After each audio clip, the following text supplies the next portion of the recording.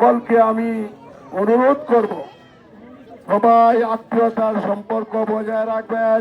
যাদের মাতা পিতা জীবিত আছে তাদের খেদমত করবেন, কারণ মাতা পিতা হচ্ছে সন্তানের জন্য সর্বশ্রেষ্ঠ সম্পদ।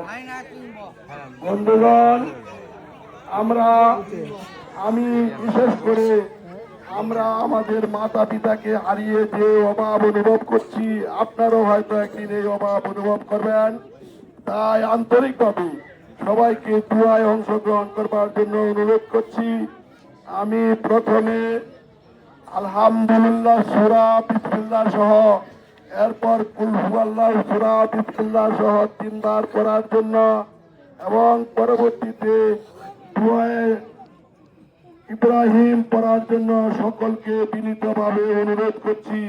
বাসার ভিতরে যে সমস্ত মা বোনেরা আছেন তারাও দুয়ায় অংশগ্রহণ করবেন।